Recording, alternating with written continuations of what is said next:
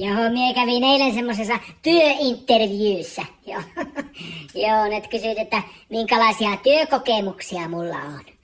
No mie sanoin, että kyllä mulla on paljon työkokemuksia, että mä olen koenut sen, että yöunet on mennyt pilhan, varsinkin aamuyöstä, kun pitää nousta ylös niin helkkarin varhain.